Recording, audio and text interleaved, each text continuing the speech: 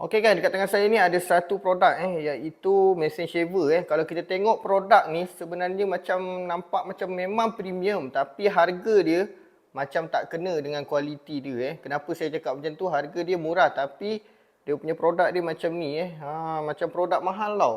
Okey, so saya nak tengoklah produk ni dia berkesan atau tak berkesan untuk saya nak shave saya punya ada macam misai yang baru nak tumbuh ni kan. So jom kita cuba macam mana hasil dia bila kita guna ni. Okey, so ni dia punya pencukur dia. Jadi jom saya nak cuba guna ni, nak tengok macam mana betul ke jadi ke guna ni Dia punya alat ni dia siap ada macam belakang ni tau. Dia macam ada dia punya mata dia siap ada yang belakang. Macam ni. Kalau boleh tengok kan. Dia ada dua satu yang macam ni, kemudian satu yang macam ni. Macam ni mungkin untuk sideburn lah. Untuk sideburn memang okey guna yang ni okey. So jom kita cuba dulu. Dia punya on dekat sini saja. Yang menariknya pencukur ni dia guna USB Type C Bila guna USB Type C ni kebanyakan gadget sekarang pun kebanyakan banyak yang guna USB Type C Okey, so jom kita cuba guna. Kita tengok macam mana dia punya pergi dia.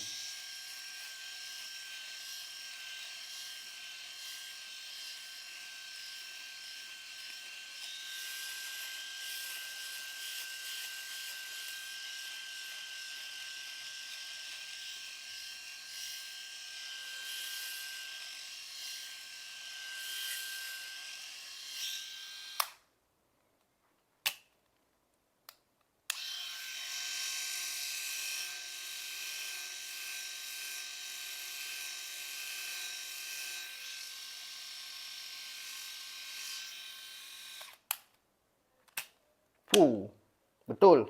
Okey. So, nampak bersih sikit kan? So alat ni memang tak disangkal lah. Jadi boleh beli, boleh guna. InsyaAllah memuaskan hati Lagi satu nak cuci, macam kita lepas dah cukur kan, apa semua kan, kita nak buang dia punya abuk-abuk tu. Tekan ni. Okey, so kita buang saja macam tu.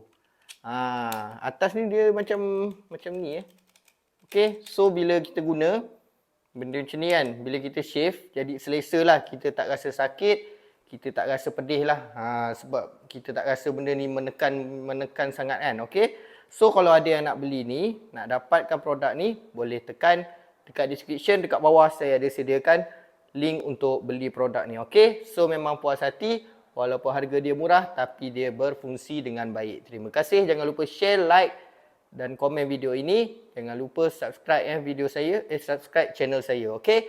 Terima kasih dan assalamualaikum.